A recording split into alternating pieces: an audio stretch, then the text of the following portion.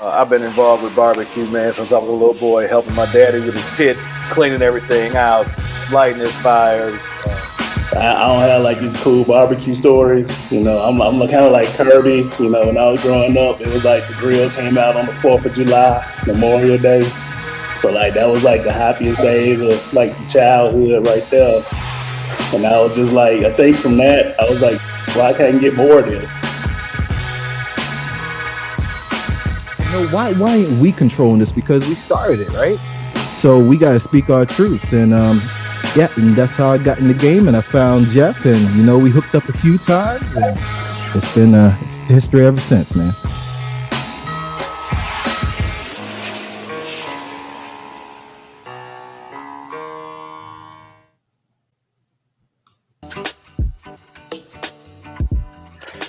What is going on, everybody? Welcome to Black Smoke Barbecue.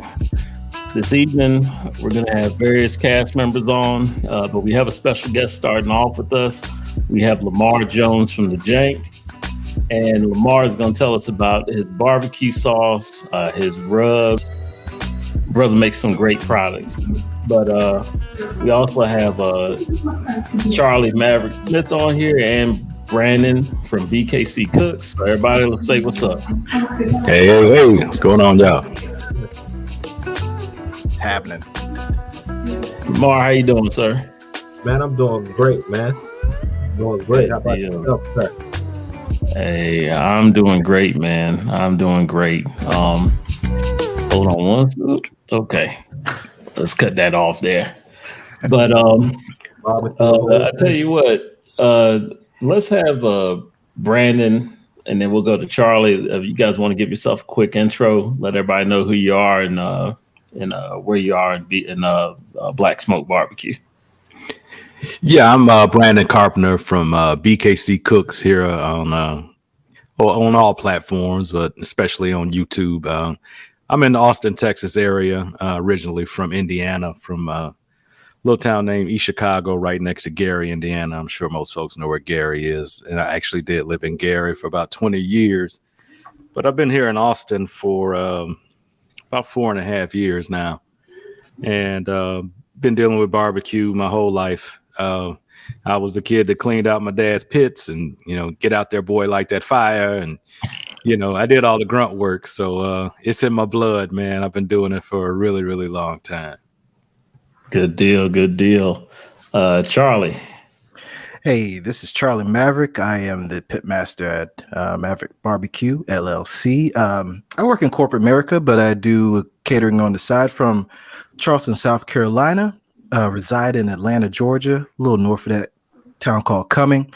Been in the barbecue game for about all my life because my family loves the barbecue. And got on YouTube a little bit ago, trying to get some content out there and just enjoying myself with these guys, these great guys putting out great content. So happy to be part of Black Smoke Barbecue. Always some good content coming out from one of us. You know what I mean? There you go. No. There you go. And I'm Jeffrey Boyd from Outdoors with Jeff. Started this as a pandemic project a couple of years ago on YouTube and really just took it from there.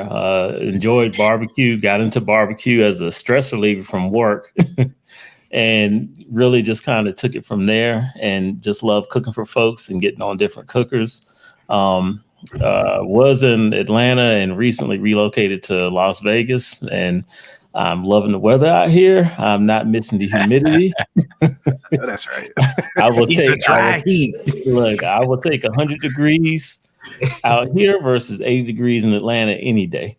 I'm sure. So still feeling it, man. But definitely love working with a great group of guys here. And let's get to Lamar. Lamar, you're a very accomplished brother. You got a lot going on and you're doing a lot for the barbecue world. Why don't you give us a little info on yourself? All right, man. My name is Lamar Jones. I'm the innovator of the Jank Gourmet BBQ sauce. Actually originally from Camden, New Jersey. grew up down in South Florida. Now I reside down in South Texas, the Rio Grande Valley, which you definitely don't think Florida and Rio Grande Valley. You don't think barbecue is not the first thing that comes to mind. But South Florida actually, man, is just one of those places where the weather is year round perfect for barbecue, and I kind of grew up around that. So I have the Jank Gourmet Barbecue Sauce, which is no corn syrup, gluten free, no MSG, without compromising on the flavor. We out here in Texas. You got HEB grocery stores right now, looking to expand and go beyond that. But I love the barbecue. I love to eat good food. I love to enjoy quality, man, and that's where it came from. Good deal, man. What got you into the sauce game? What got you into that and the making the rubs? Man, you know what? Not being able to find something I can just pull off the shelf and use and be good. Anytime I bought something from the store, I always had to put something in it. That's literally where it started. If it had not been for that, there would be no jank. I wouldn't even thought about starting a sauce or a rub. It was purely a necessity, and just getting tired of eating, the same foods down here in the Rio Grande Valley where I'm at. So that's kind of where it started, and it kind of took off from there. Okay. Nice. Okay. Brandon actually introduced me to you, Lamar, and I know Brandon had tried your product at first. And Brandon, how did you come across Lamar's product? I came across it because I believe it was probably Black History Month, and HEB was running they actually do quite a bit to highlight Black-owned brands, and not only do they advertise them online, but in their sales papers and even in the stores. They'll have end caps that highlight Black-owned businesses. They have the little cards and stuff in the aisles. Like they do more than any store I've ever seen to highlight Black businesses. And so I saw that your sauce and a few others, and I grabbed one of each. I'm like, okay, well, if they're gonna be pumping Black folk, I'm on it. And I just, and so I tasted it, and I was like, whoa! I was like, this sauce is mean, man. And so then I went back and got some of your dry rub, and then I originally tried the habanero. And man, if y'all haven't tried that habanero, look, that's not for kids, bro. Let me tell you something. Remember that video? Hey, man, you better be ready, bro. You better be ready. But so after the habanero, I tried the regular and then the spicy. And to me, the spicy is the sweet spot. Again, that's for me. But I still do use the habanero as well. But it just, man, it was so different. And like you said, it was way different than any other sauce that I had purchased in the store. And one comment I get from everyone I introduce to that sauce is once they look at it in the bottle, they're like, man, I can see all the spices. I can see the pepper flakes and everything right in the bottle. Like, I know this is going to be good.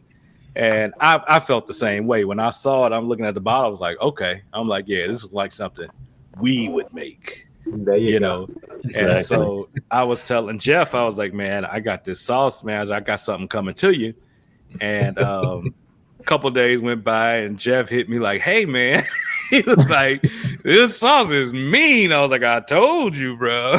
I think I sent you a couple sauces and like some dry rub and something else to try. Yeah, and man. Then once the other Black Smoke Bros, got word of it, they was like, oh, okay, man, we got to get this sauce and this and that. And so that's pretty much how it started, man. Indeed, yeah, man. Humbling to hear the story, man. I know, like, you commented on seeing the spices and stuff in the bottle. I can remember when I had to go to scaling that thing up, right? So obviously going from stirring it in the pot, making maybe about 24 bottles at a time. You're talking about 8 to 10 hours in the kitchen, right? Yeah. And then having to scale it up. And I can remember when we did the first production and we was going through that process, I really liked being able to see those spices in there. And that was just a personal, like a preference for myself. I really didn't know how people were going to react to that thing, man, because I literally was doing it for me. I didn't care if anybody liked it, B. So that's great to hear, that people, like it the way that they do, because it was all, I didn't care if you liked it. I was doing it for me. If you liked it, that was cool. You know what I mean? But hey. Yeah, a lot of times that's the way you have to approach that, man, especially when you have something different. Yeah. Cool. Yeah, exactly. And you fill the niche in the market, man, where everybody's used to having to come in and you can buy that stuff from the store, but you need to go ahead and buy a bottle of apple cider vinegar with it, and then the other the other stuff that you're gonna put in there to doctor it up, man. And real quick, Keenan, just want to say what's up. We got Keenan from In the Smoke with Keenan in the house. How you doing this evening, brother? Oh, I'm good, man. Just ripping and running, man. Had to get set right so I can get on with y'all, man. Yeah, good deal, I was listening man. in the beginning, man, and I definitely went online and checked out Brother Lamar's story, and it's highly inspirational, man. And I guarantee you're gonna see me doing the jank review. Oh yeah, and we got a little bit of the jank coming to everybody in the crew now. Yeah. So that's we got that worked out the other day. So y'all should be seeing that soon. And I got that contact info to you, Lamar. Let me throw up. Let me see, because I got if you want to kind of cover your different. Hold on, let me get right here. Okay, I'm gonna kind of throw up your just a quick shot of your website. Okay. And Lamar, if you just want to kind of cover, what we got here, because you got your different flavors and indeed. So as you scroll through, obviously you're looking at, the different flavors. You got the original, your spicy, the habanero, then you got the diabetic and keto friendly version, which is the goodness. As you scroll, you got some videos, obviously some testimonials. We was able to get the little shout out from old Master P a little while back, man. But you can find a lot of the stuff on the site, and that's that's kind of where it is, man. That's just giving you straight to the point. Ain't no need to get on there and look around. We'll give you what you're looking for as soon as you get there. We are trying to sell sauce, you know what I mean? But just get folks to try it, man. And that's what we was looking at on the site. But the flavors are everything started with that original and the spicy. Everything kind of progressed from there as I got more comments and feedback from folks in the farmers market, because that's where I spent a lot of time actually pushing it when I first started, hitting the farmers markets up, word of mouth, parties in the church, you know what I mean? Anywhere that folks was like, hey man, I need some sauce. That's kind of where I was at with it, and it kind of progressed from there. Habanero was no matter of fact, the dry rub came after the spicy, and then the habanero, and then we came out with the goodness. So like I said, just a progression thing. The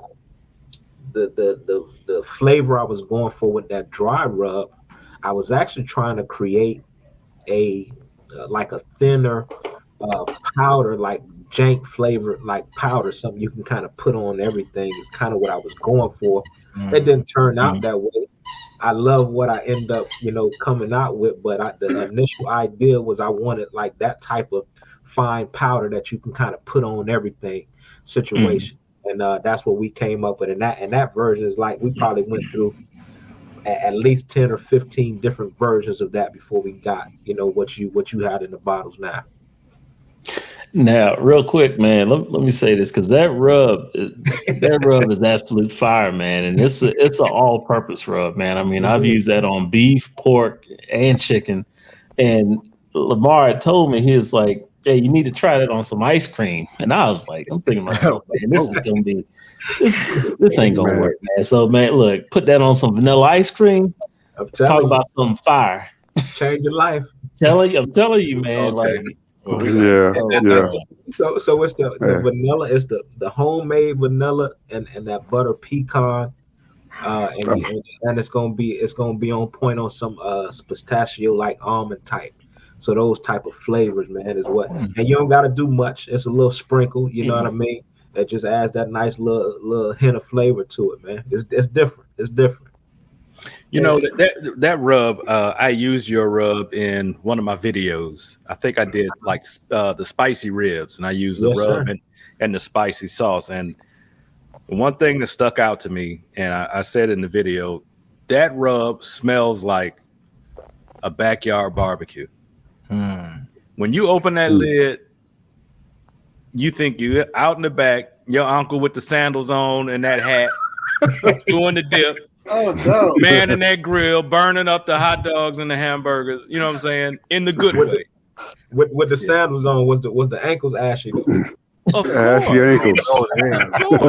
Like he was kicking bricks. Right. Oh man.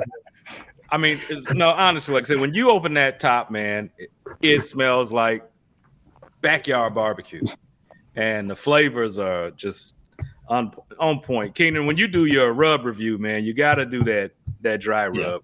You already know really it. Gonna enjoy that, man. I'm gonna do it with all 3 flavors of the ice cream that he mentioned. I'm gonna be at the store. I have no doubt. You got to make room in the freezer, man. You already know me, man. Lamar, Keenan is our in-house adventure foodie, man. I've never met anybody as adventurous with food as Keenan, and I know some people who go all out, but man, brother Keenan is all about it. Hey, man, I got to get in there and try to do something. A lot of that stuff be good, man, but some of it be, I ain't gonna hold back. No, you're gonna enjoy that, man. So what I want to know is, where'd you come up with the name and how did you attach it, and what did that do to driving the popularity of your product? Indeed, great question, man. So the jank. So you gotta say it with some respect on it, right? So that's a name that actually me and a buddy of mine, Cam, whenever we was trying to describe something that was just so dope, we ain't have a word to describe it. It was the jank. I'm talking about, we could be talking about anything, and most of the time it was food, but we talking about anything. So when I did the sauce, and I'm thinking, okay, well, what we gonna call this thing? I'm like, no brainer. It's the jank. You know what I'm saying? That kind of came easy because we was already using that. And then with him too, now he's Cam's a real picky eater.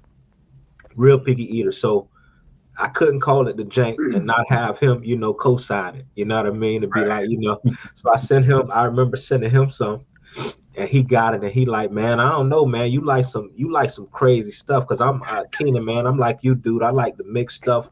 I'm the that was going to the fast food joint. How many sauces you got? Let me get them. I'm gonna mix them up. We gonna see what we create. And sure enough, man, once he got it, he was like, okay, you got you something, boy. You got you something. And that was one of the co-signs that was like, okay, it ain't just me, because that boy, he ain't gonna eat everything. So for him to co-sign on it, that was another thing that let me know, okay, we got a little something here. So that's the jank. It's so dope, we couldn't call it nothing else, man. It had to be the jank. It's a dope name, man. It has a nice ring to it. I heard about the jank. I'm like, damn, I gotta see this video. now you know what's crazy about that word too. Now after I named it that, now I'm curious as to, okay, what does it actually mean? Because we had heard the name or that before that word. And when you look it up in the Urban Dictionary, it means the exact opposite of greatness. You know what I'm saying? Oh yeah, it's like the word. Oh yeah, we say janky. Correct. That's what we used to say. That's janky. Absolutely. Right there. Exactly. So by this time, we already named it. It's already out there. I can't change the name now. Nah. Redefine, brother. Redefine. I say, okay. So we just gonna do it like ill, dope, stupid. You know what I'm saying? Like they did it back in the day, and that's that. If it ever comes up, that's what it'll be. And I can tell you, in the 10 years I've been doing it, I can probably count on one hand the amount of times that somebody has actually referred to it or said or brought up that part of what that word means. 99% of people never even heard it, don't know what it means. A lot of people pick it up just because of the name. Like, what is that? That's a dope name, man. Yeah. Mm-hmm. I love it. So let me ask you this, from a standpoint of talk to me about your process as far as getting into stores, and and your whole process as far as like that and getting your packaging done and saying, you know, I'm ready to take this thing to where this is going to be on a nationwide and then a global level. Gotcha. All right. How much time we got, Jeff? Hey, take your time, brother. It was a process, man. All right. So from concept to packaging, which matter of fact, I usually keep one close to me. All right. So concept to packaging. This was the very first bottle. You know what I'm saying? Ain't not a little lotion bottle, you know. But it was what I could afford at the time. So that's when I actually start bottling it. In terms of getting the packaging retail ready, because obviously when you're talking about trying to go retail, which is what I was thinking right from the jump once I decided to, hey, I'm gonna take this thing out and I'm actually turn it into a business.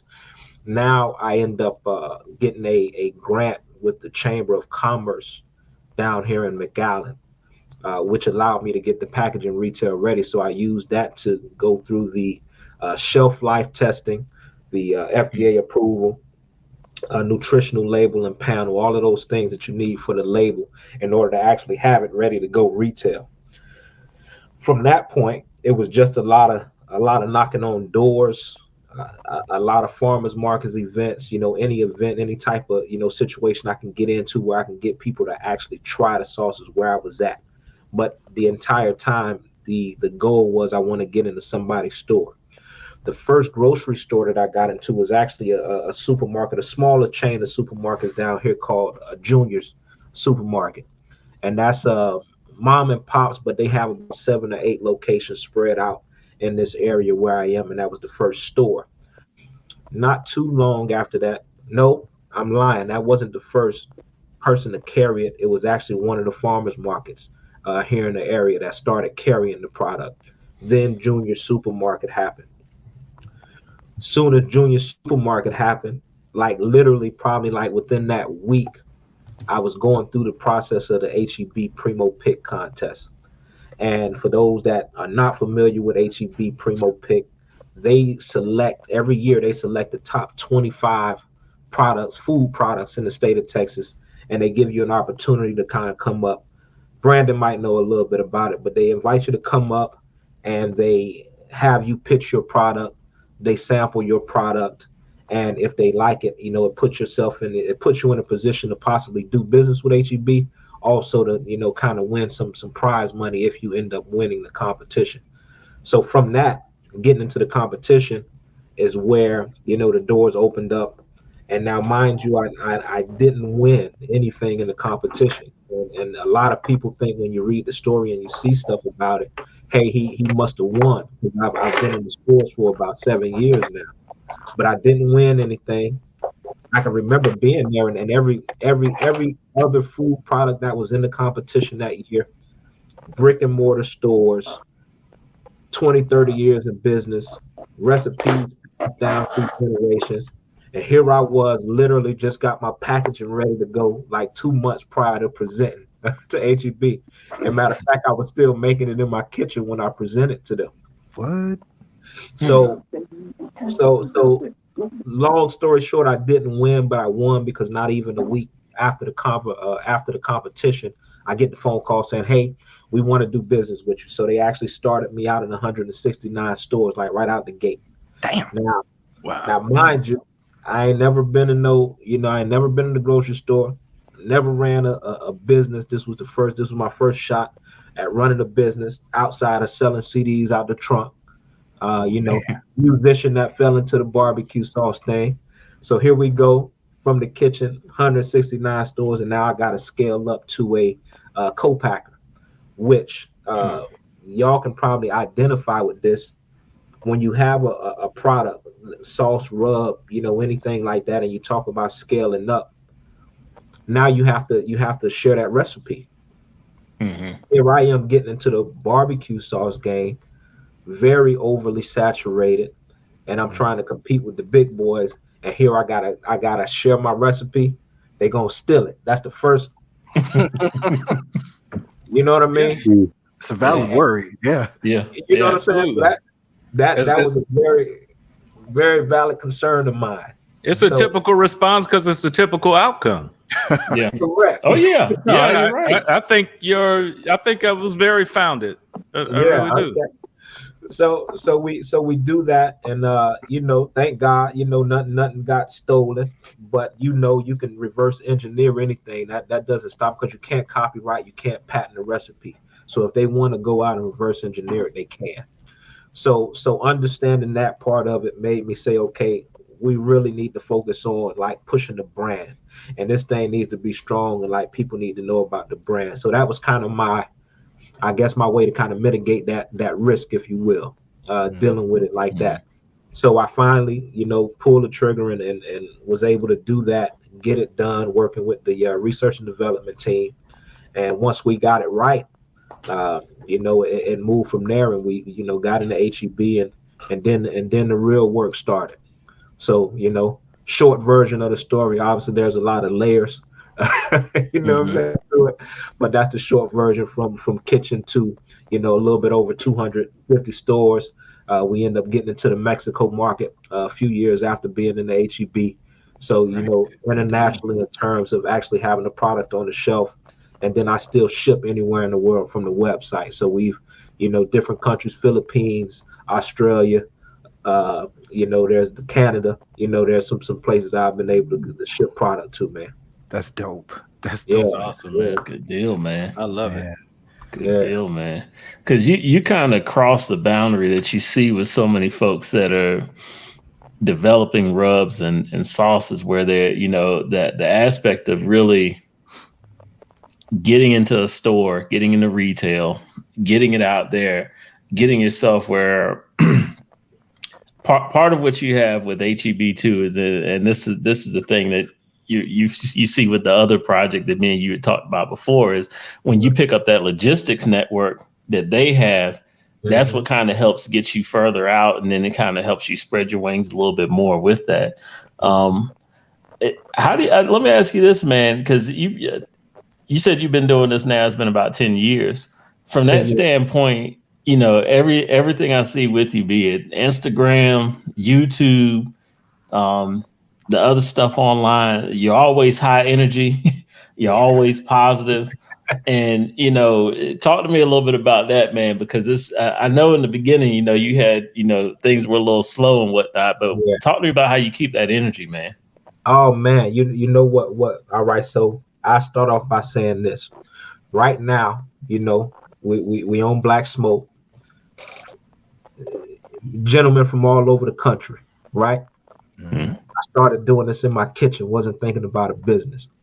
So any time that I get an opportunity, man, to share what it is, and see how genuinely excited people are about the product, dude, that keeps my energy up. The other part of that is, as I started actually growing the business, I saw that it gave me a opportunity to kind of give back on the grander scale.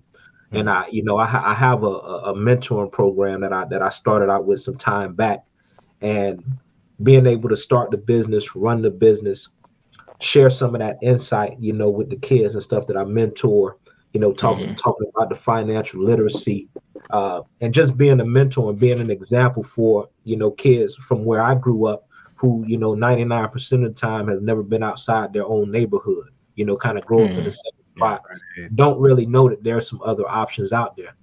I can't say that coming up that being owning a barbecue sauce business was ever one of those things that people was like, hey man, you could do this. In the hood is, football, sports, rapper, this or that, they don't talk about the other aspects of entrepreneurship and this and that. So the more that happens, the more that I see, how much people, like I say, genuinely appreciate the product.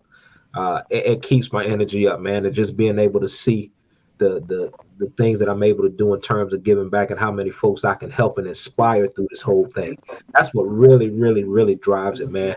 And my son's 7 years old now too, so I definitely got to keep my foot on the gas. I can't stop now. So just starting, man. Yeah, you know what I mean.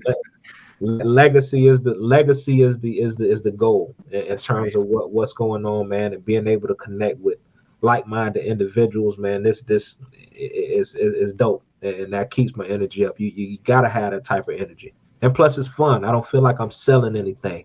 This is something that I genuinely love to do, you know. And I don't know too many people that don't genuinely like to eat like good food. You know what I mean? That's true. Yeah. Yeah. If you ask somebody, hey man, you like good food? They're like, no, I don't like that shit. There you go, how did you come up with the gluten-free one and the keto without, from your standpoint, from your product, compromising like the taste and not just saying I'm gonna get something out there for people, you know, with sugar problems? Yeah. Like how did that come about? Great question, man. So I told you, I mentioned the farmers markets. So I did a lot of farmers markets in the beginning. And when I started out, I did have corn syrup and a product that had gluten, which is like the wheat and stuff, you know what I mean, in terms of the product. Because when I first started, I was actually using, you know, a product that was on the market. And like I said, I was doctoring it up. That's how I started. Mm-hmm.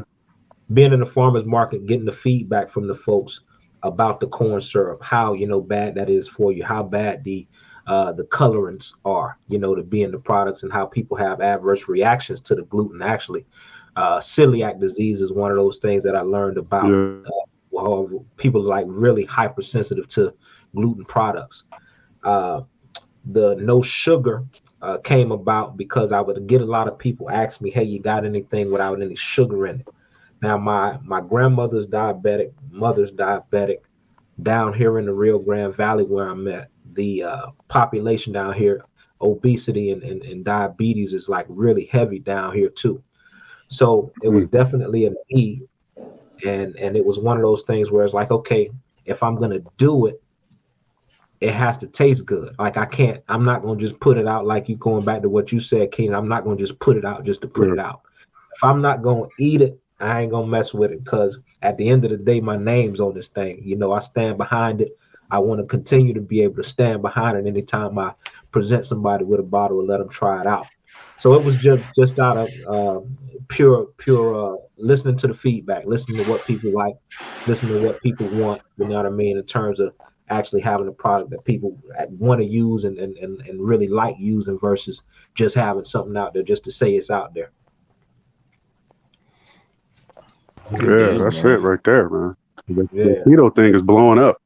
Like, we know some keto dudes that be on the chat, man, and a lot of them cats love barbecue and they eat a lot of meat. Yeah, they do. You know who's been gravitating to it a little more too? I have some bodybuilders that swear by the goodness, and talking about meal prep and things like that, because it's also low sodium. We talking about 20 milligrams of sodium too, in comparison to like anytime you pick up a bottle of salsa or rub or anything like that, you talking about 800,000-900,000 grams of, you know, sodium and things. So that's the other I guess the other attribute, or the other thing that differentiates it in terms of, you know, being different and still not compromising on that flavor. That was like number one, man. Even when I got into HEB, one of the things they said to me, I'm talking about shake my hand, look me in the eye. One of the head guys in HEB, he like, man, whatever you do, do not compromise on that flavor. Amen. This was right got into dealing with the co-packer. So that was important for me from the beginning, and it's paid off so far up until this point, man. It's good, man. When you started dealing with the co-packer, Lamar, I know that's, you know, a process, and from people I've seen do it, like, I know it's a lot of trial and error, a lot of long hours and everything. But once you got everything dialed in, how big of a relief was it that you didn't have to cook up sauce and bottle and package and do all that? Man, look at here. If I could have went, knowing what I know now, if I could have made that first batch in the kitchen when I first started and then went straight to a co-packer, Now I was trying to actually get with a co-packer prior to the HEB thing, but I couldn't meet the minimums. You know, they want you to do 1,000 pounds of sauce every time you do it. You know, I'm pushing maybe a couple hundred bottles a month when I started. And it's like, man, I can't do that just yet. So I was actually looking prior to, but man, such a weight lifted off my shoulders in terms of not having to be in the kitchen. That's literally 8 to 10 hours that now I could utilize to get out there and talk about the product, that I can get out there and, educate some folks on it, that I can share some of my insight, that I can just be out there and be out in front. Because like I said, musician, being on stage, entertaining, that's my background, and that's the only thing I knew before barbecue sauce. So it definitely panned out. Definitely was a plus not having to be in that kitchen making that sauce. And not one day do I look back and be like, boy, I wish I could go back in there and start making that. Just want to get back in there on the stove real quick. Oh man, I'm good. That's like us finding the editor. Yeah, right. Yeah. Like being AB, man. I know how AB feel now. Oh man. Talk about it. Yeah, brother. Because think about it, man. Y'all be out there cooking, man. That's grown man's business. Being out there cooking for hours, putting that time into that meat or that food. And like, if you had the option, every person that I knew that cooks and that makes their own sauce only does it because they couldn't find one. If I could have went and bought one off the shelf and ain't have to put nothing in it all day, I'd have did that all day instead of making it myself. Yeah. So that's that's a big deal. Yeah. Good deal, man. That would come in handy. There you go. Man, I'm over here. Like, I had some vanilla ice cream the other day. I'm not even gonna lie. When I got that bowl and I ate some, I said, damn, man, I remember Jeff told me about that rub that go on vanilla ice cream. And I'm sitting there eating it, like, trying to wonder, like, man, I bet that's good. I'm serious, but I had some fresh vanilla, and the first bite was like, man, maybe I should grab a rub out the cabinet to see if it worked. And I'm like, I said, man, I'm just gonna wait. I'm gonna wait it out, and I'm gonna do a proper video. You're right about that, man. Hey, so let me ask you this, Lamar. So from a standpoint of, a couple things, you're talking about being in the music industry, and you're really talented too when it comes to that, man. If you look at some of your videos online, you see that, and you see the side of it where you take it and put it from the entertainment side to the commercial side as well. Mm-hmm. And that transition there. But talk about that, and also talk about when you talk about mentoring and kids, and I saw the video about the Jankster and everything else, man. I mean, talk about those couple of things real quick, man. Cool, man. Well, I can't talk about that without talking about a buddy of mine. My buddy, his name is Will the Real One, Bell. Right, he was a poet. Unfortunately, lost his life to violence, gun violence in Miami. But he was if not the most, I guess, notable or popular poet at the time down in South Florida. He was one that kind of took me under his wing when I started doing open mics, which is where I spent a lot of my time at in South Florida. So Will the Real, when he had some open mic spots, and when I first started getting out and performing, his spot was one of the first spots that I did an open mic at. I bring him up because at the time when I first started doing that, once I got somewhat of a name on that scene and I started selling CDs and creating my own music, I would literally go into the spot, and when I say selling CDs, for those, I'm gonna date myself a little bit now, right? So long time ago, before streaming came along, we used to burn CDs, right? So I had my laptop, and I would burn CDs, after I recorded my music, and I would be writing my name on the CDs with a Sharpie. Got my cases, you know what I mean, that I bought from the store. And this is what I was selling at the venues after I was performing. He saw something in me enough to say, man, look, presentation is everything. I had to be about 20, 21 at the time. Presentation is everything. and he started kind of taking me under his wing and grooming me in terms of the entertainment side of it, and things I should and shouldn't do in that arena, in terms of being successful at making a living, doing what I was doing. So from that, he was also really big into mentoring. Because of him, he's a large part of the reason why I started my first mentoring program, which was at a middle school in Hollywood, which was Addicts Middle School, where I was a substitute teach and music. That's all I did for a long time. I did the substitute teaching because it gave me the schedule that I needed to be able to go hit these spots up at night and perform and work when I needed to in terms of doing that. So I would do that, and I started this program. They had I don't know if they have it in the school systems and stuff everywhere, if it's like that, but there's a position that they have for a substitute, whether they need a sub or not, they have you on campus and you're there every day.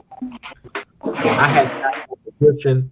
Prior to that, I was at certain schools more than others because I was in the areas where either most subs couldn't go or wouldn't go because of the kids. That was kind of my niche, because it was like, okay, I can go in there. I looked like most of them at the time. At the time, I had cornrows and gold teeth too, right? But I'm dressed in a suit and tie. I'm substituting in these classes. That worked in my favor. So I ended up starting this program where it was 7th and 8th grade young men, the ones that was always in trouble. And I had this idea that I would meet with them a few times a month, and I would bring in some guest speakers and things like that, other brothers and things like that in the community. And we would try to give them, it was called Fresh. It was finally realizing the excellence and showing honor was the name of the program. My idea was, if I could just get them to understand and realize and take some pride in doing the right thing and actually doing something opposite of what everybody says is cool, then, and they can get that confidence, then from there, everything else falls under that umbrella. So that's where the mentoring, the giving back side of it started. And it wasn't much, but that was huge for me and that group of kids at the time. So that's where it started from. And I can't mention that story, like I say, without talking about Will, the real one. When you get a chance, man, look him up. He's been on Def Poetry and things like that, HBO Def Poetry. That again, dating myself again, because I know that still don't play on the. Oh man, I used to watch that religiously, man. Yes. Oh yeah. So that's kind of where it started. That from that going into now it's the Jank Nation, which is actually a nonprofit now. Still doing the scholarships. I'm still mentoring. I'm still anytime I get an opportunity to share the process and what I've been able to kind of do from start to where I am now, and just sharing that insight, because so many times I say to myself, I wish that I had somebody like me to talk to when I was trying to get it. And now now you asked me about the entertainment side of it, so I know that was the roundabout. Now we're here. So music side, I was 16 years old the first time I did a talent show. I think we did another date myself again. There was a cat named Uncle Sam. Song was I Don't Never Want to See You Again. Yeah. There you go, man. Did you cry? Man, I tried. But after that song, it was me and the group. After that song, the reaction I got from the crowd, I was like, oh man, this is what I want to do. You were hooked. I was hooked, man. So 17, I made my mind up. Music was gonna be my thing. And at 17, I also started working on my signature. I say, okay, somebody gonna want my signature one day, so I need to actually have a signature. And I literally start working on the signature. Now, nowadays, kids don't even know how to write cursive or read it. Sure. Exactly. Stop a teenager and ask them if they know how to read it or write, cursive. No. So They don't know what it is. No cursive, no Roman numerals. Nothing. Exactly. Nothing. Can't read an analog clock. Can't fill out they don't know how to fill out an envelope. No. Yeah. What's this lines for? I don't know. Yeah. They think a thesaurus is a dinosaur. I'm trying to tell you, man. No, I'm dead serious. I tested that theory and somebody thought it was a dinosaur. Oh my goodness. Oh man. That's crazy. Yeah. So yeah, man. So I come from that era. I think I'm, one of the last of the I think those 80s babies us 80s babies are kind of that dying breed of old school, man, if you will. And I firmly believe that, the folks that came before us, I think we was right on that cuff, because I'm 81. So it was like right on that cuff. After that, it kind of went downhill, man. Hey, look, man, when you look at the generation now of kids that were born before internet and the kids that were born after internet, I'm telling you, man, this it's I'm worried about them folks going to take care of us when we're older, man. I know it. That's why The internet don't go out. Hey, Lamar, we want to welcome Jeff Greer to the group from Grill and Smoke Barbecue. Jeff, how you doing, man? What's up, bro? What's happening, Jeff? Jeff, man. Yeah. What up, Keenan? I'm feeling, bro. Hey, man, that ostrich is good, man. A lot of people don't think it is. Wait, get them ostrich necks and threw them bad boys up like some neck bones. And put some jank on them. I'm trying to tell you, man. It's good, huh? Ostrich, it wasn't bad, man. I think I was at a restaurant somewhere, because you in South Florida, man. You anything you want, you can get. It's at your fingertips. Wow. With all the different stuff down there, and it actually wasn't bad. Yeah, they mixed it with some beef fat. They said it's like healthier than beef, and it's, they're trying to push it, but it ain't. I guess a lot of people are like, man, that's a big old chicken, like a big old pigeon flying that can't fly. And but they got some serious cuts. I thought about buying one of the eggs, but I wouldn't know what to do with it. Like, like, what I'm gonna do? Smoke it? I'm gonna throw it on the grill and just let it sit there. But yeah, I know, man. Something like crack it open and mix it up. I was like, I don't know what to do with it, so I didn't order it. But the burgers is good, and I definitely want to try some more cuts. Good stuff, man. Yeah. Good deal. Lamar, let me ask you this, man. So, what's next for you, man? What are you working on? What are you trying to get out there? Are you looking to add any more flavors or anything else like that to the lineup? What you got going on? Man, it's expansion is scale is on the horizon in terms of what's next. Doing stuff like this is actually a huge part of that. Like I said, being able to connect with like-minded individuals, folks that are serious about their cooking and their sauces and things like that. Like, this is huge for me, man. When I spoke to you the first time, and you told me about the Wu-Tang of barbecue, I was like, oh, that's dope. I can dig it, right? So it was one of those things where, like, the more that I can do this type of stuff, the more that I can connect with the right people. For me, it's about being in the right places versus trying to be everywhere all at once.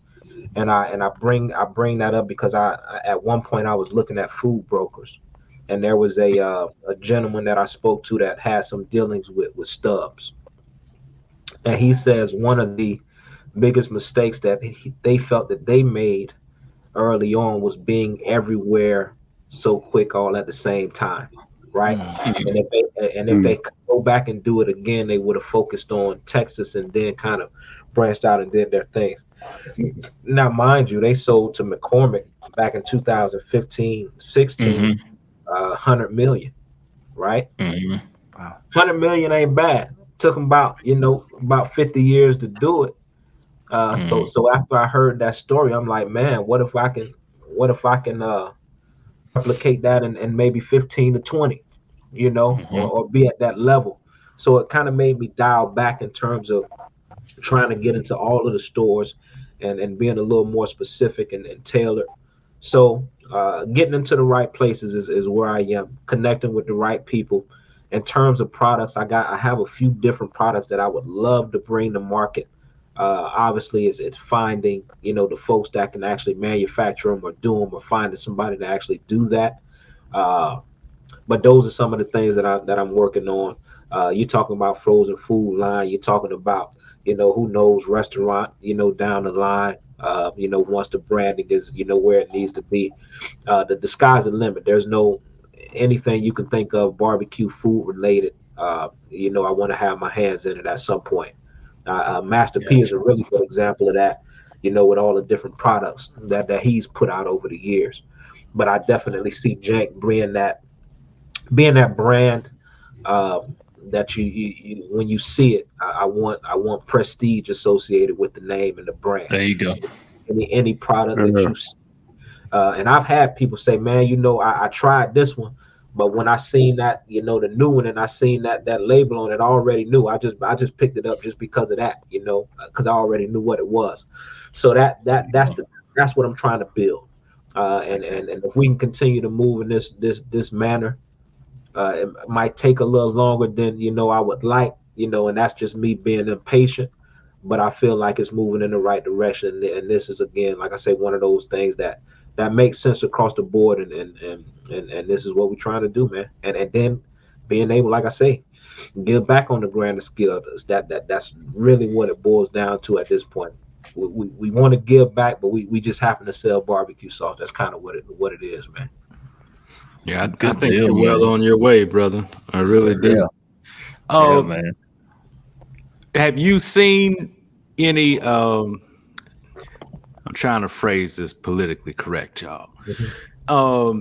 I know that we spoke earlier about when HEB targeted specifically, like for Black History Month, and featured you as a Black-owned business. Have you seen a lot of support from our community, or has it been kind of even? What's been your experience as far as who's actually supporting you? Man, great question, man. Beautiful thing about that is actually, since I've started, Houston has been one of the biggest supporters of the Jank. When I go back and I look at the numbers, and the top selling stores and areas, all over the state, Houston is where that is. So with Houston being that situation, or being that place, we're heavily populated there. So I've gotten a lot of support from us, and that's always been like that. I mean, it started with us. It started with family and stuff, you know what I mean? Right. So we definitely gravitate. I think that the brand presents itself in a way that if you don't know, it's me behind it. You kind of got an idea that, what I'm saying, is one of us behind it. So, being able to get out and show my face and do the demos and do all of that stuff helps, because it just allows people to really put a face to the brand and to the product. And definitely I've had a overwhelming, support of what, Black community in that regard, man. So it's definitely helped, push the brand and bring that awareness. But we definitely get some support based on that. That's awesome. Yeah. Good deal. Man, what caught my eye, what I heard was you said you're shipping out to the Philippines. Yeah.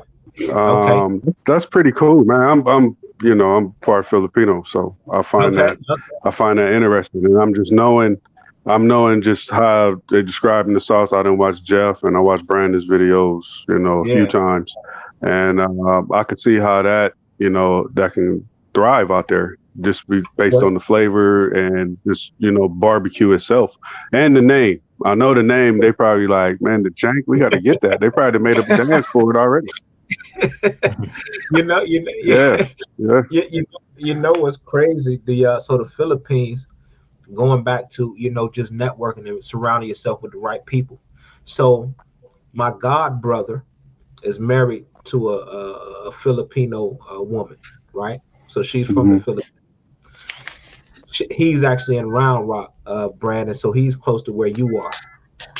So he would take stuff when they would go visit. He would take stuff there.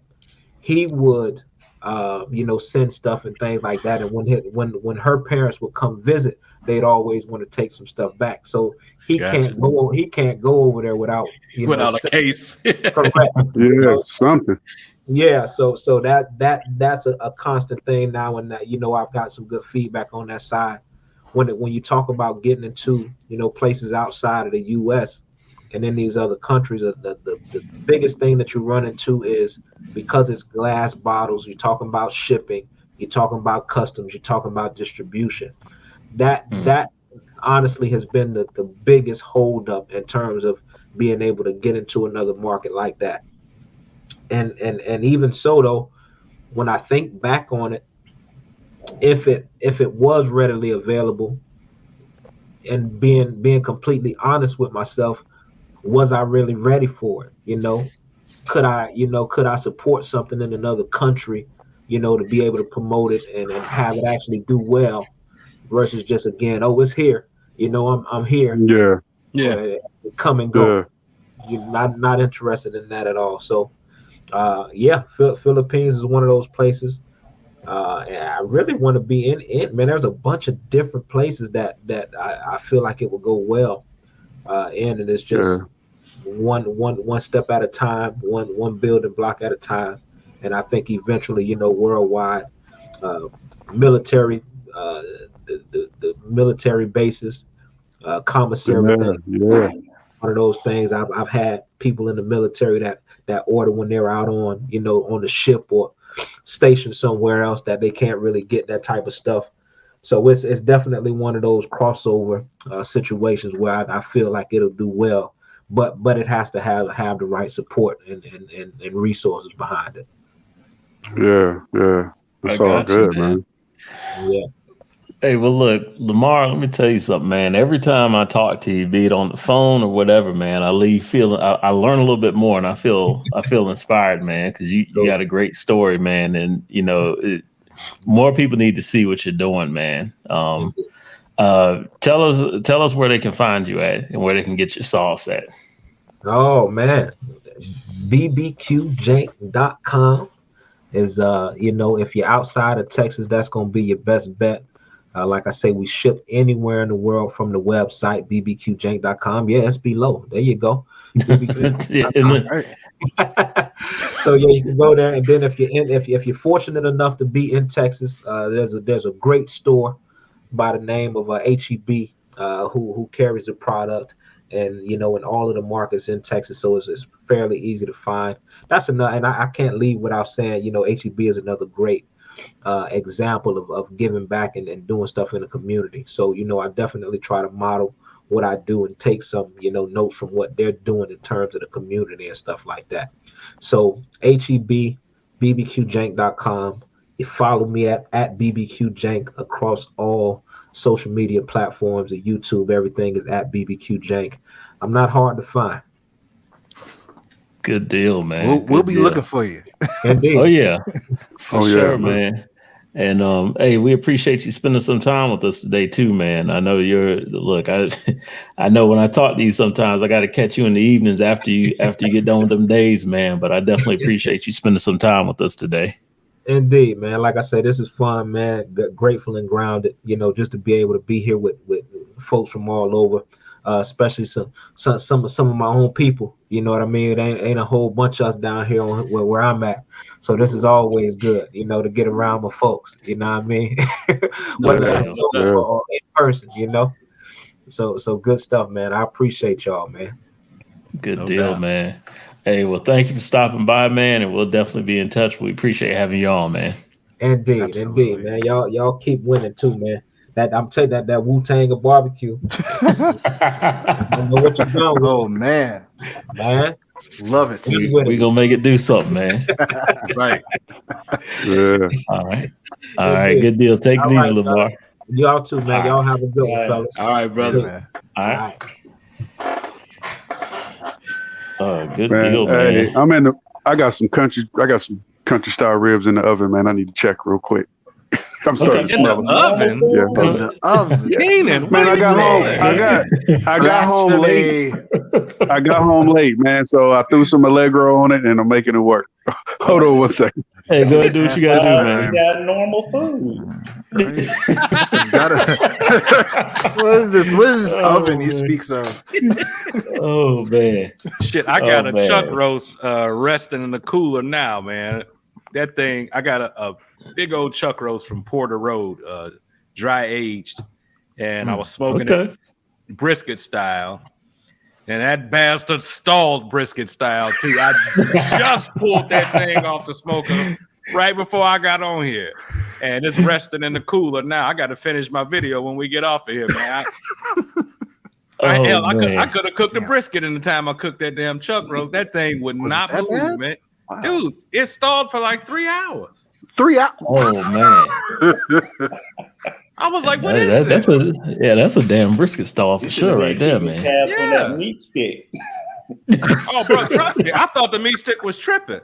You know, so shouts out to the meat stick. It was absolutely right. I had my meat stick in there. I tried all 3 of my probe thermometers, and they was all within a degree of each other. I was like, this is madness. That bastard was sitting there like, it better be good. That's all I know. For real. It better be good. Man. Yeah, I got to figure out which one of these packets I'm going to thaw out for this first cook using their stuff. Oh, man, they sent you the whole farm, man. Real. Hey, what I really wanted was the shank, and I ain't even get it. Oh, they didn't send you the Oh, shit? They man. didn't send me the shank. That's what I really wanted. Oh, man. But I ain't gonna complain because they sent me some good stuff. Mama, tell you what, There you man. All bullshit aside, everything they have sent me that I've cooked has been like over the moon. They have really, really good stuff. I would definitely buy it over and over again, especially those dry aged steaks I had. Good grief. I just got my confirmation from the lady saying my package is on the way. Oh, you're gonna have a field day. I asked them for some chicken. I was like, "Can you include some poultry? That'd be cool." Because I see nobody got no poultry. So hopefully that'd be like, "Hey, this dude is special. Let me hook him up." You know. That's why. Yeah, I want to see what's up. I want to see what's up with that chicken, man. You know. Oh man. Special little motherfucker. Yeah, you know it, man. I got it going, man. The salmon macaroons and stuff. Shit, man, it was good. I ain't gonna lie, it was all right. This dude, I ate about 3 of them, and that was about all I could tolerate. After that, I was trying to go for that 4th one, and it was like, "Full. Wait a minute, man, it's a fish cookie, dude. Wait a minute. That's what I was about to say, man. You ain't about to eat this motherfucker with no milk, man." That alone, that term alone, right there, a fish cookie. Yeah. Yeah, once the truth set in, I was good. Eat that with some damn vegetables or something, man. Man, it was like it was a sweet French vanilla macaroon, man, with the smoked salmon mousse in the middle, with the cream and everything, man. It was something that they did in school. He was like, "Man, I brought these back," and I'm like, "All right." I'm thinking it's like strawberry, and then to open it, I was like, "Man, whoa, man, what's that in that bag?" And I ate one, man. I ended up eating about 3. And that was it. They sat in the refrigerator today, was ready to throw away. Oh man, That's a one and done. Yeah, man. So you gotta get out there. Yeah, I agree with you. So what's everybody got cooking? What's everybody got for some upcoming cooks? Oh man, They gonna hit these pork steaks. Hey, you can't go wrong with a pork steak, man. Do it on the acorn.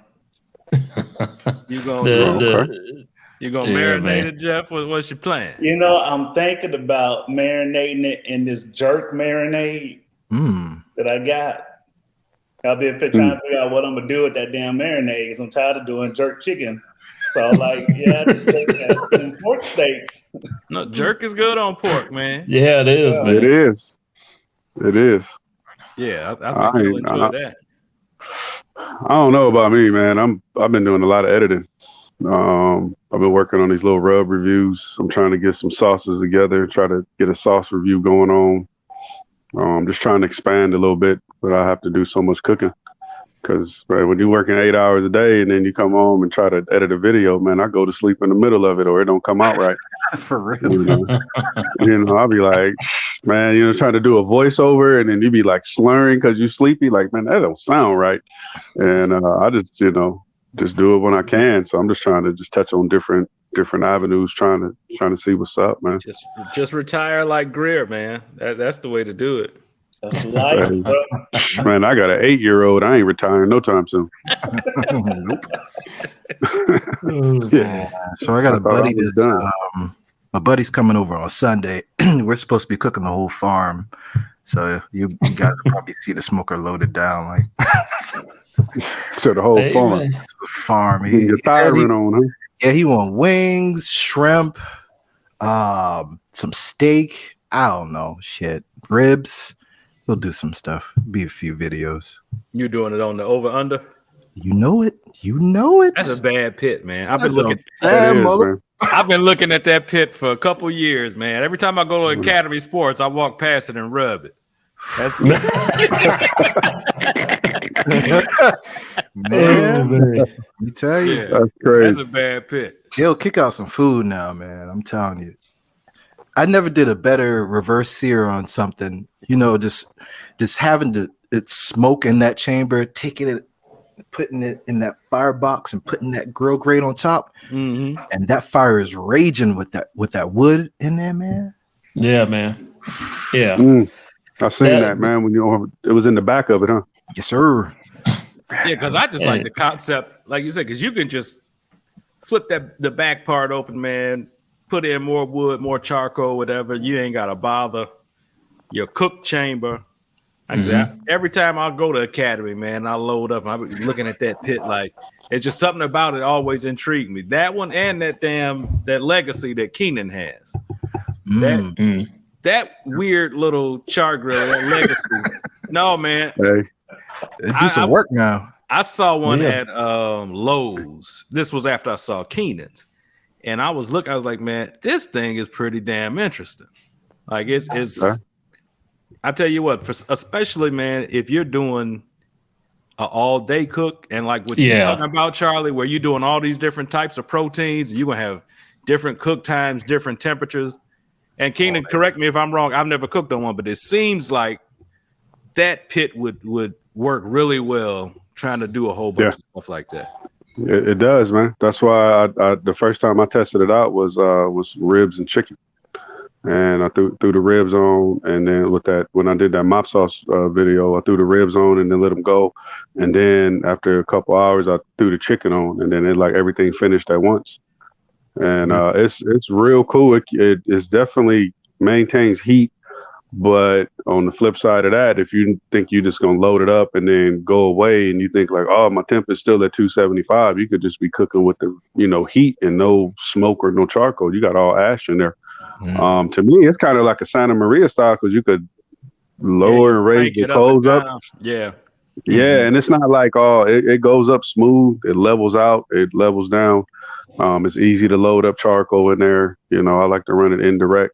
I thought about until I get this firebox, I thought about just like trying to get some wood, get some logs, man. They got a spot down the street and try to go see what they're working with and drop a log in there, man, and just do like a long, slow cook. Just try to knock it out all day without having to run back. And I really don't have to run back and forth because the charcoal burns good, Yeah. Only thing I had an issue. Kick it off to one side. Yeah. Oh, yeah. And you still got plenty of room you could bring it over and sear something up and then still got room to do indirect. Like I could throw 2 racks of ribs on one side and throw, a bunch of thighs or leg quarters on the top and still run it indirect on the right side. And, I like the way it burns, man. It's definitely easy to use. I can't say nothing bad about it except, I think I raised the popularity of it. And I think Star Griller should have hollered at your boy. But since I ain't on Instagram like the rest of y'all, they ain't messing with me. Keep working on them, man. They asked for Instagram, dude. I went on there and they was like, one of the things was you got to have an Instagram. And I'm like, I just closed the tab. Yeah, I just closed the tab because I was like, I can't put it down. I was just going to I ain't got one, just tell them like, hey, look, that got hacked. I was on there following y'all, doing my thing and y'all was liking my stuff. But they do like my videos on Facebook. So, that's pretty cool. When I tag them, they definitely be checking them out. Pretty much anytime I tag them, they like either my reel or, something like that, a video I'll post. Okay. So I tell you what, man, I'm looking to go ahead and get some of these holiday cooks. I knock some of these things out the way. It's hard to reel it, man. Shoot, we damn near in November already. Another couple weeks. Yep. So looking at doing the dessert cook, and then dessert, and then the side, and then going ahead and doing a bird again. And had some pretty good success with that video last year. It's funny because you get that turkey video up early, that thing will do some numbers, man. If you get that thing up right at the beginning of November, man, I was like, man, thing just took off. You better retitle that video, bro. 2022 Thanksgiving turkey. I'm not doing that bird over again. I'm gonna retitle that joker. Man. Best Thanksgiving turkey 2022. That's gonna be the new title. I'm not doing that over. It's new to you. Yeah, it's a new title. It's a new title, man. Man. I don't know what I'm gonna do for we still trying to figure that out. My son, he just walked in. He just got back from the Asian market, so you can expect another video from us. He come in here with like 4 bags. Oh shit. Yeah. We was thinking about that, and it's like, turkey, and I'd rather for my wife to bake it on the grill. I'll probably knock out something else, try to do another protein. I got a pork loin in here. I got a lamb roast, some other stuff like that. But for Christmas, man, I'm really hoping to get a brisket by then, because I want to do a brisket for Christmas instead of another turkey. Yeah, I got to do a prime rib video for Christmas. Yeah, man. That's what I was going to ask. Who does prime rib or standing rib roast? Because I love them, man. I mean, yeah, I do them. I haven't done anything other than prime rib for Christmas in probably about 10 years. Yeah, that's my go-to. I used to fry a lot of turkeys for Thanksgiving, but now I just smoke one, or hell, some Thanksgivings we don't even have turkey no more, man. I'll do a ham or something like that. Yeah. But I'm not allowed to fry any more turkeys right now. What'd you do? I kept frying them, man. I kept frying them, man. I had that oil. You tried to burn down the house. That's what I was saying. I fried like 5 in a row, man. I couldn't stop doing it. I thought you burned some shit down, man. Nah. I got a nice little setup, man. It's very safe to use. It's indoor. It's huge, but I had all that oil left over, and you know what I mean. And then buy some more, and then it was like Thanksgiving, Christmas. Oh, we got to fry one for Easter. And then this is fried one just because, I fried one. No, look, I fried one, and then I stuffed that motherfucker with and then I fried up 5 pounds of chicken wings, and then I stuffed the turkey with the chicken wings and shit. See down. But no, I do get what you're saying, because you buy that $100 jug of oil, you trying to get your money's worth out of it. Man, I'm frying bologna. I don't care if it's bologna, tortilla. If it's hot, I'm throwing all kind of shit, man. It's like I'm dealing cards. I'm throwing stuff in there so bad. I'll fry anything. I don't care. And that oil is getting more and more expensive every year. Oh yeah, that's a big part of why I stopped frying. Because again, if you fried turkey for Thanksgiving, I mean, I got that same countertop unit, that master built that you got, Kenan, and that thing takes a couple gallons of oil, like 2.5. Yeah, and so how many items are you gonna fry that you're gonna need exactly that much oil? Like you said, it gets to the point you start looking for stuff to cook, and then you just end up making a ton of food that you're not gonna eat. Like it's a vicious cycle, and so it is, man. No, and then with me, like the one I got, they got the spout where you could drain it. You just turn the knob and it strains and cleans the oil. So I strain it and then put it up, and then that's what we use to cook with. Yeah. And man, they get ridiculous after a while. That's why we just kind of backed off of them.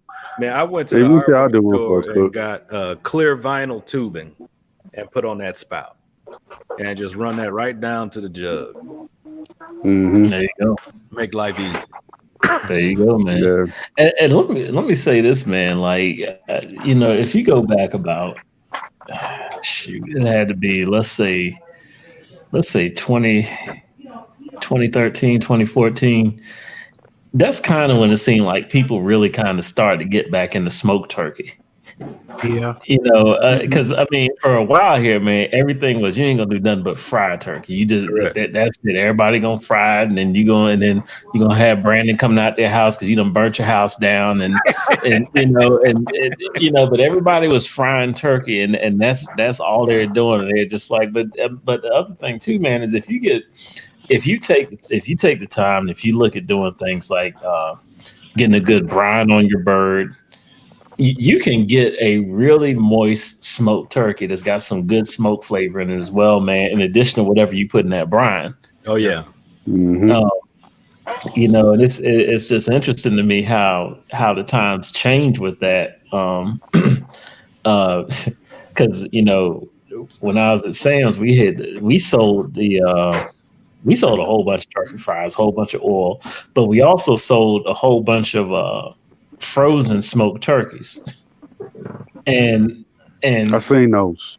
Yeah, and it was just like people just loved them, man. It was just like, okay, I mean, they just got that thing. Hey, it's ready to go. You go on ahead, get it home. You ain't really got to do much to it, and then you go on ahead, have you a good smoked turkey or whatever. But people really just, when it comes to smoked turkey, man, I mean, you get some good flavor for it.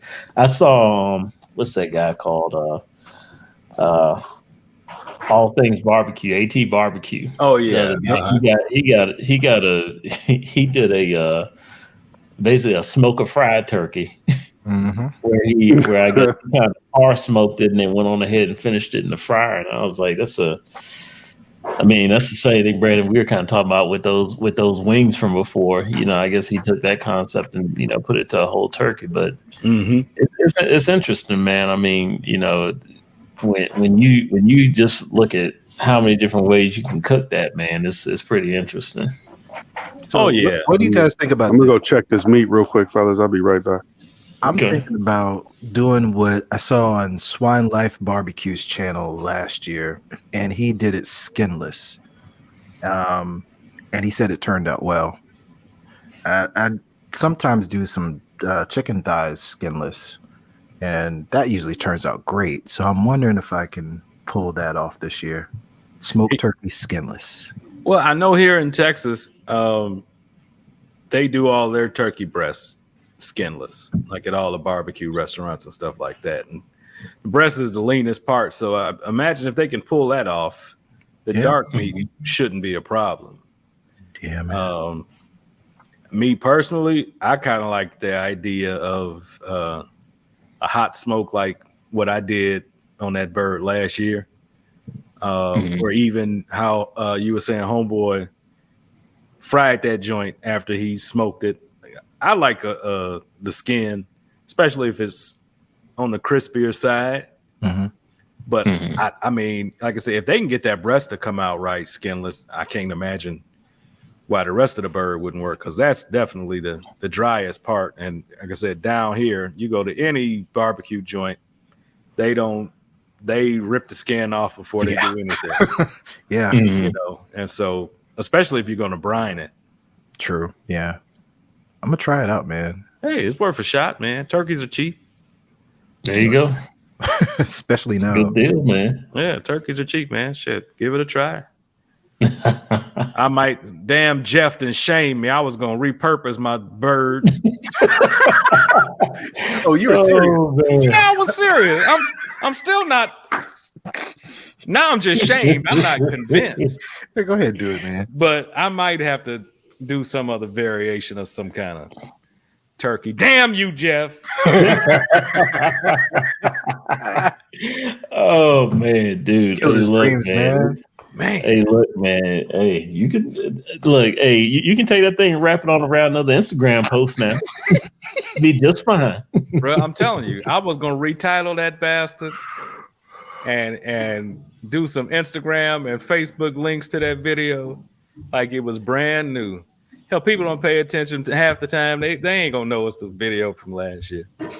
There you go, man. Let's There you go. hope nobody mentions it in the comments. I'm not gonna do that. Hey, man, I hear you, man. You know, one thing I I found, man, and it's totally off topic, but I was watching some videos of some guys who, give some advice about YouTube and everything, and they had specifically addressed cooking channels like what we do. Mm-hmm. And they were just saying that the whole YouTube thing is really just voyeurism, and that most people aren't going to attempt the recipe that we do. They just like to watch. And just like people that wrench on cars and stuff like that, people aren't going to whip out a screwdriver, much less actually tune a car or anything like that. Mm-hmm. They just like to watch. Yeah. And it just makes you wonder. Let's say that's the case. Would you do things the same? Would you give as much detail and be as meticulous about your video, or would you just give them something to watch? That's a good question. You know what? That's a real good question, but I'll say this, man. I think that's what Instagram is for. Yeah, because I mean, Instagram literally when we're doing our reels or whatever, Instagram, we're really not doing a whole lot of teaching, or at least I'm not. I'm more so doing the meat, the seasoning, get it on the grill, showing some cooking, get a couple money shots, show it sliced up on the end or whatever, and then that's really it. I know from some of my comments, it's been some folks that, have come back and, let me know how things turned out and things of that nature, from following it. And it's funny you mentioned that, like, one of the things that I had that was doing it, with my videos before, where I was looking at the time of my videos. And then at one point I was like, look, I'm trying to stay under that, under that 10-minute mark. And I was like, let me see if I'm being repetitive, and I'll go ahead and take out the recap portion. So I did that for a couple of videos, and next time I had people, hey, what happened with the thing at the end? Don't change up. I was like, okay. I was like, so people, I guess, really listen to that or whatever, and take it from there. And somebody may actually be learning from it. So I went ahead and threw it back in. Yeah. But no, I definitely agree with you, man, because I think a lot of it, a lot of what I watch is entertainment, or seeing if I can pick up different techniques or whatever. I don't necessarily go and make it, but I enjoy the teaching side of it, and that's why I'm kind of detailed with on that. And then when it comes to the flashy side, I'll just go to Instagram and get that reel done. Mm-hmm. I think it depends on the person that receives it. Like, I look at TNT Barbecue and I'll just watch that shit all day. I'm not trying to pick up anything that he's really saying. I just like to watch the live stream. It's the spectacle. Yeah. All that. You feel like you're hanging out with him. Yeah. You feel like you're there. Yeah. Feel like you're right there. Feels like just let me throw a log on. Why can't I throw on? I'm by Uncle Sad. We cutting up. You go holler at Dallas real quick.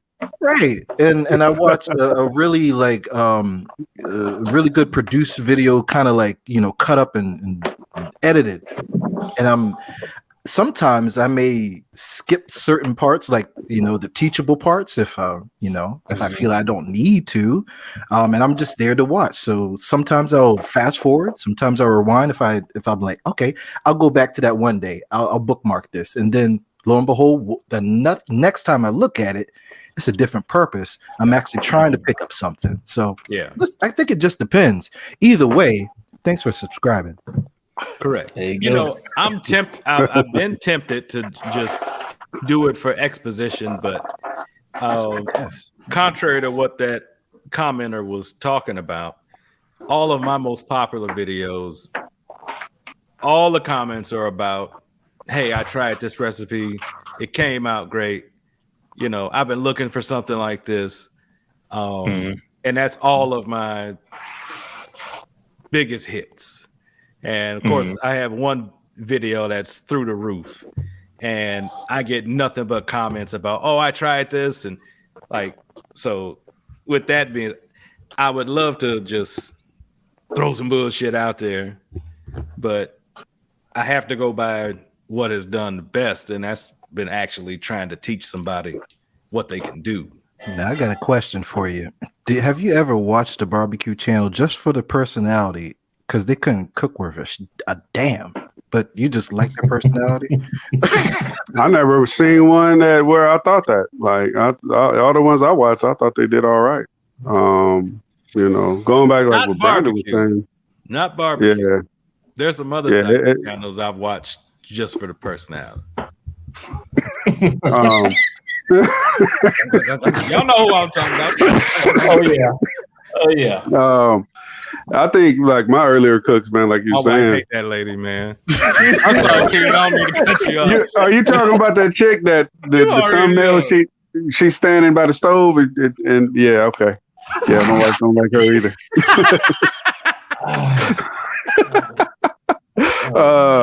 I think some of my earlier cooks, man, like I don't know, man. I went back, I watched a few and check it out, and it just seemed like, I went into great detail in a lot of my earlier videos, man. But, sometimes I felt like maybe, that may be a little bit too complicated for someone to try. And it was just something like maybe like a few things I grabbed from another video I seen and just like put it together or made it my own. But, a lot of, I got a couple things, a few things people saying like, yeah, I tried that and all that. But a lot of people just be like, damn, man, that was crazy. Like, how you come up with that? And I'm like, I've been dying for someone to say, yeah, man, look, I tried and this is what it did or something like that. I just I'm trying to keep it. I'm not trying to redo a lot of my old stuff, but I'm just trying to keep it to the point to where, my main thing, I just been showcasing a lot of different seasonings, a lot of different rubs. You know what I mean? I mentioned thighs is my blank canvas, so I love using thighs, pork steak, stuff like that, man. But, I'm going to get back up in here and start whooping out some things, trying to manage his legacy. Good deal. Good deal. Well, guys, we hit that 90-minute mark. I tell you what, let's I know we lost Jeff earlier. I know we lost Greer earlier, but Keenan, tell everybody where they can find you at, man. Oh man, I'm on YouTube. Keenan, I was about to say my old title, man. You didn't put me on blast like that. Caught me off guard. I was about to say my old title. Used to be Keenan just felt like cooking, but now I'm bringing y'all In the Smoke with Keenan on YouTube. My Facebook page is Keenan Alforky under my government name, but it does say Keenan from YouTube's In the Smoke with Keenan. Check your boy out, hit that notification bell so you know what's up, and check out my brothers out here too. Y'all go ahead, man. Good deal, Brandon. You can find me on all platforms at BKC Cooks. And get them all. Subscribe to all. Yeah, I'm on TikTok too. I forgot, man. I ain't been on there so long. I'm on TikTok too. In the Smoke with Keenan. Man. Yeah. Charlie. You can find me everywhere that you can log into under MAVERIC BBQ. And tell your mama about my ribs, please. Hey, man. Them salmon pinwheels, that's what we're going to be talking about. Hey, I'm bringing them back, man. I'm bringing them back. There you go. Man. I'm going to tell y'all right now, man, I'm thinking I'm going to come up with a TikTok dance. Do it. Blow up. Watch. It's gonna be crazy. Y'all gonna be like, this motherfucker right here, boy. Watch. I'm trying to tell you, it's gonna be all moves that you're gonna recognize, and I'm gonna take 3 different moves and put them together and have anybody 40 and up jamming at the parties. As long as you dance in front of the grill. Dude, yeah, I might be outside. I might go outside and do it. Oh man, King, you're gonna be throwing some hot coals on the ground and running across and things, dancing, man. Yeah. I'm watching. It's gonna be funky. Jeff, where can we find you, brother? For real? Oh man, look, you can find me on Instagram, Facebook, YouTube, at Outdoors with, and Twitter too, at Outdoors with Jeff. And want to thank everybody for watching. Definitely appreciate it. And you can find you're listening to Black Smoke Barbecue. And thank you for listening, folks. We'll catch you next time. Smoke something, man. Oh yeah. Don't burn yourself. With some aloe vera.